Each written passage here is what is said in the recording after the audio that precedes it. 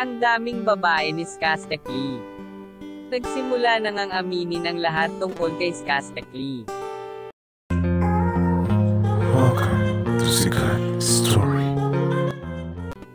Nagsimula na ngang aminin ang lahat tungkol kay Skastekli.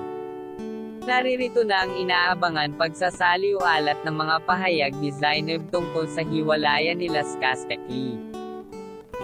Ipinahayag ito ni Zainab sa studio ni Tony Gonzaga. Nitong May 2022 dito naglabas ng saloobin si Zainab. Dahil sa panlolokong nagawa ni Skastekli. Kwento nga niya nitong buntis pa lang siya kay Moon ay nagsisimula na pala itong manloko. Palagi na silang nag-aaway at iniiwan na lang siyang mag-isa kasama si Bia.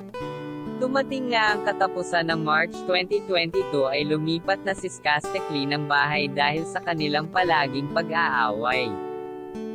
Pero pinipilit pa rin itong ayusin ni Zainab at siya pa rin ang gumawa na paraan para magkaayos. At makalipas ang ilang araw ay nagkaayos nga ulit. At bumalik sa bahay ni Zainab. Dumating ang time na nasa bahay lang siya at hindi siya nakasama sa lakad ni Skastekli at nabuksan niya sa laptop nito. Dito niya nakita ang message tungkol sa mga babae ni Skastekli.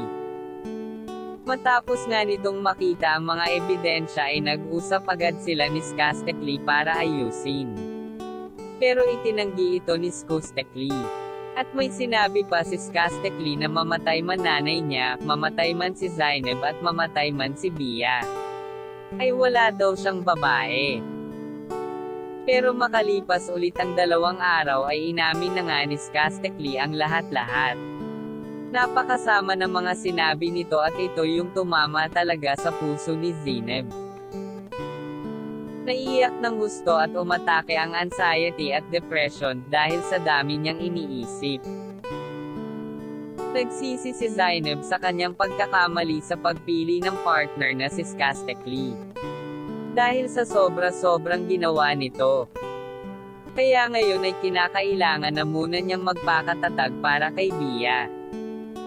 Mahalin na ang sarili at ibigay ang lahat para sa magandang kinabukasan ng kanyang anak.